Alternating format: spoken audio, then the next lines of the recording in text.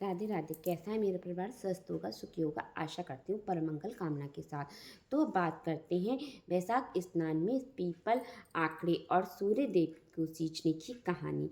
तो शुरू करते हैं। वैशाख के ठाकुर की जय, मधुसूदन भगवान की जय, विष्णु भगवान की जय। नर्मदा नदी के तट पर एक बहुत ही पुराना और छोटा सा गांव था। उस गांव में एक वृद्ध वैश्य रहता था। उस वैश्य के परिवार में उसकी पत्नी और उसके दो बेटे थे, दो बहुएं थीं। उस वृद्ध वैश्य का प्रतिदिन एक नियम था कि वह हर रोज नर्मदा नदी के घाट पर जाकर स्नान किया करता था। तत्पश्चात एक लोटे को जल सूर्य नारायण को अर्घ देता, फिर बड़ पीपल और आंकड़े के पेड़ को सींचता। एक समय की बात है, कुछ दिन के बाद वैशाख मास लगने वाला था। वैशाख मास लगने वाला था। उसकी तबीयत पिछले कुछ दिनों से बड़ी खराब चल रही थी, किंतु वह फिर भी जैसे तैसे अपना ये नियम पूरा कर रहा था। यही सब विचार करके वह एक दिन अपनी पत्नी से बोला कि भाग्यवान, वैशाख मास लगने वाला है और पिछले कुछ दिनों से मेरी तबीयत भी ठीक नहीं है। मुझे ऐसा लगता है कि मेरा नर्मदा नदी तट पर जाकर स्नान करने का ये नियम अब नहीं रहेगा। अब एक दो दिन ही वैशाख मास को लगने में बचे हैं। अपने पति की ये बातें सुनकर वैश्य की पत्नी उससे कहने लगी कि आप यह सब बात सोचकर इतनी दुखी क्यों होती हैं? भगवान की दया से हमारे दो दो बेटे हैं। आप उनमें से किसी एक भी बेटे को बोल देंगे, वे आपको नर्मदा नदी के घाट से वहां से पानी का एक घड़ा लाकर दे देंगे। ये सुनकर वैश्य कहने लगा कि भाग्यवान, इस बार मेरा स्नान ऐसा मन करता है कि हम दोनों जोड़े से वैशाख का स्नान करें। तब वैश्य की पत्नी वैश्य से कहने लगी कि मैं भी यही सोच रही थी कि इस बार हम दोनों जोड़े से वैशाख का स्नान करें। तत्पश्चात वृद्ध पति पत्नी ने अपने दोनों बेटों और बहुओं को आवाज लगाई।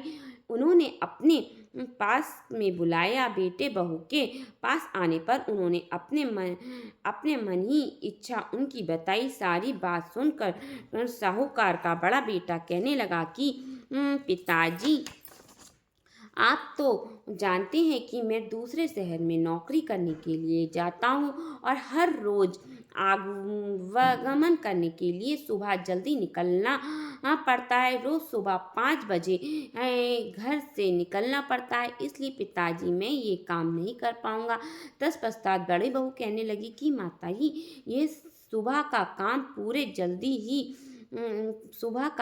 पूरे जल्दी ही चले जाते हैं। मुझे इनके लिए सुबह जल्दी उठकर भोजन बनाना होता है। 2-4 दिन की बात होती तो मैं निभा लेती, लेकिन पूरे वैशाख मास मुझसे यह नियम नहीं निभाया जा सकेगा। मैं आपके संपूर्ण वैशाख मास नर्मदा नदी से पानी का घड़ा नहीं लाकर दे सकती। बड़े बेटे और बहू की ये बात सुनकर अब वह वैश्य दंपत्ति विचार मग्न हो गए। तब उन्होंने उनका छोटा बेटा और बहू कहने लगे कि माँ, पिताजी आप चिंता मत कीजिए, हम दोनों आप दोनों के लिए नर्मदा नदी से पानी का एक एक घड़ा लाकर दे देंगे।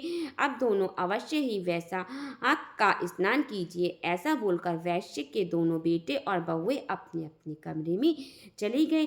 तत्पश्चात वैश्य दंपत्ति का छोटा बेटा अपनी पत्नी से कहने लगा कि सुशीला, मेरे मन में एक विचार आ रहा है। तब उसकी पत्नी बोली कि बताइए। ये कहने ये लगा कि हम वैशाख मास में प्रतिदिन माँ और पिताजी के लिए आप उनके स्नान करने के लिए नर्मदा नदी से जल लेकर आएंगे, तो क्यों ना हम भी वैशाख का स्नान करें। ये सुनकर सुशीला बोली कि ये बात आपने 16 आना सही कही है। अब हम भी जोड़े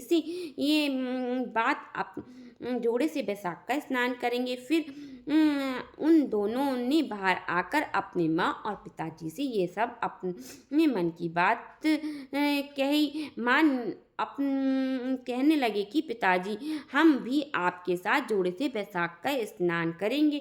बेटे की ये बात सुनकर वृद्ध दंपत्ति बड़े प्रसन्न हुए। अब क्या था, वैशाख के बेटे और बहू सुबह 4 बजे उठकर नर्मदा के घाट पर पहुंच जाया करते। वहां जाकर वैश्य के बेटे ने नर्मदा नदी के घाट पर स्नान किया और बहू ने जनाना घाट पर स्नान किया। तत्पश्चात दोनों ने नर्मदा से पानी का एक एक घड़ा भर कर अपने माता पिताजी के लिए लेकर गए। फिर वैश्य दंपत्ति ने घड़ों में से 2 लोटे जल निकाल कर रख दिया। शेष जल से उन्होंने स्नान कर लिया। स्नान के पश्चात लोटों में रखे हुए जल से सूर्य देव को अर्घ दिया। इस अर्घ निकाल कर रख दिया। सूर्य शेष बचे उसे उन्होंने स्नान किया। ने के पश्चात लोटे में रखे हुए जल से सूर्य भगवान को जल दिया। फिर पीपल को जल दिया। बड़ के वृक्ष को जल से सींचा और शेष जल से उस जल से उन्होंने आंकड़े को सींच दिया। पूर्ण भाव से उन्होंने पूजा की और फिर 5 परिक्रमा लगाई। पहले के जमाने के लोग अपने घरों के आंगन में, घरों के बाहर नीम, बड़, पीपल, आंकड़े आदि के पेड़ों को लगाया रखते थे। कभी कभी तो गांव में ये सब हमें आज भी देखने को मिल जाता है। फिर उस वैश्य दंपत्ति के स्नान पूजा और परिक्रमा करने के पश्चात उनके छोटे बहू सुशीला उन दोनों के कपड़े धोती और उन कपड़ों को घर के आंगन में सुखा देती। फिर उन्होंने चाय बनाकर पकड़ा दी। फिर उनके लिए वह भोजन बनाती। इस प्रकार पूरा वैशाख मास बीत गया। अब वैशाख पूर्णिमा का दिन आया। तब वैश्य दंपत्ति अपने छोटे बेटे और बहू से कहने लगे कि तुम दोनों ने भी हमारे साथ वैशाख का स्नान किया है। वैशाख स्नान के संपूर्ण फल को पाने के लिए हमें जोड़े से 2 ब्राह्मणी को भोजन कराना होगा। हमारे साथ भोजन खिलाना चाहिए। फिर वह बहू बोले कि बेटा तुम बड़ा भोजन अर्थात सब्जी, पूड़ी, खीर, हलवा, कचौरी, मालपुआ आदि सब बना लेना। सब भोजन शुद्ध एवं स्वादिष्ट हमें उन्हें ब्राह्मणी को जोड़े से को भोजन करवाएंगे, कपड़े और दक्षिणा आदि भी देंगे। इसलिए कल तुम गांव में से 2 ब्राह्मण उनकी पत्नी के सहित उन जोड़ों को निमंत्रण देकर अपने साथ बुलाकर ले आना। और बहू कहने लगी कि पिताजी, माँ जैसा आपने कहा है हम वैसा ही करेंगे। तत्पश्चात अगले दिन वृद्ध वैश्य के छोटे बेटे की बहू सुशीला सुबह जल्दी उठकर सभी स्वादिष्ट भोजन बनाती लगी और फिर भोजन बनाने के पश्चात गांव से 2 ब्राह्मण और ब्राह्मणी के जोड़े को बुलाने के लिए चली गई। सुशीला अभी आधे रास्ते में ही पहुंची थी कि उससे उनके सामने एक आते हुए 2 ब्राह्मण और 2 ब्राह्मणी दिखाई दिए। उन्होंने देखकर सुशीला सोचने लगी कि शायद ये कोई तीर्थ यात्री होंगे, तो नहीं लगते हैं। अब सुशीला के मन में एक विचार आया। सुशीला ने सोचा कि क्यों ना मैं इन्हें भोजन के लिए घर ले कर चलती हूँ। ये तीर्थयात्री तो थके मांदे भी हैं और भूखे भी होंगे। क्यों ना इन्हें ही भोजन करा दिया जाए।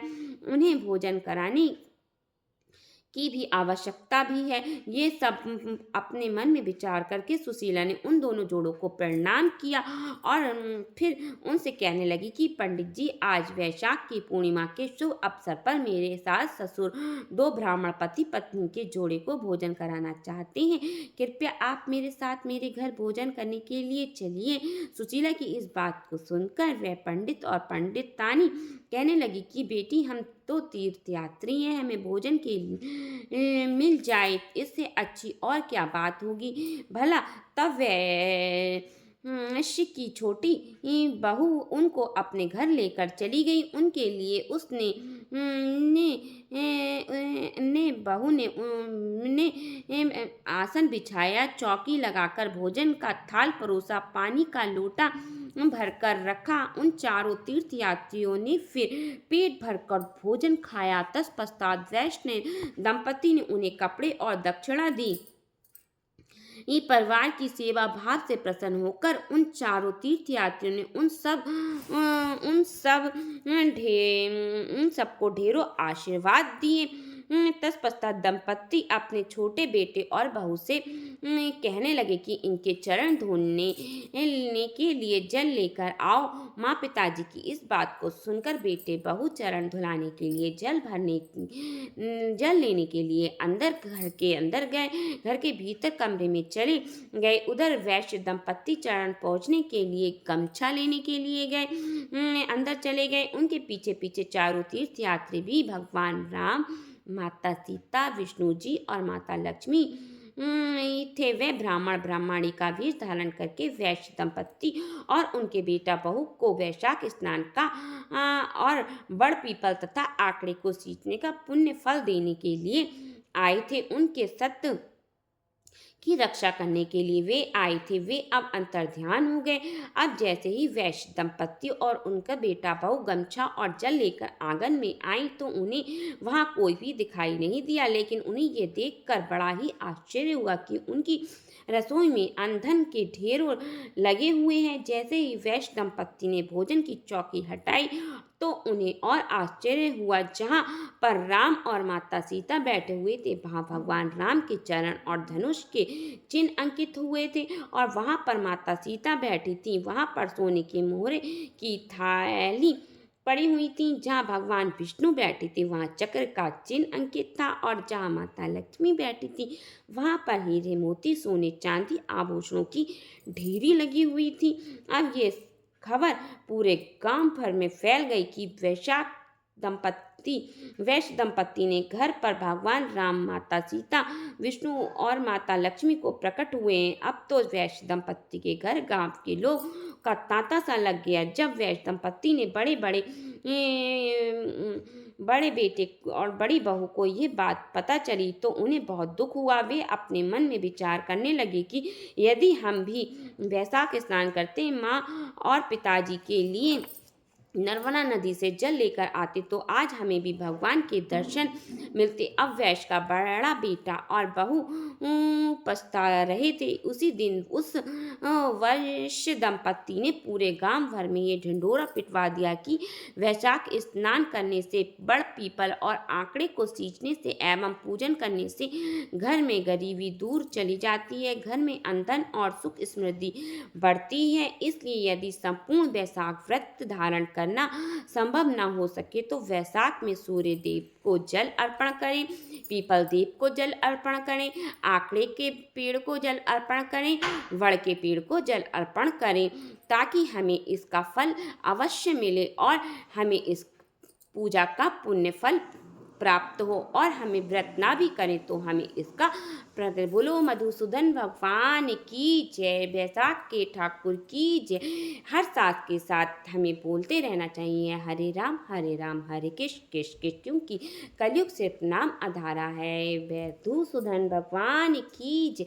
राधे राधे।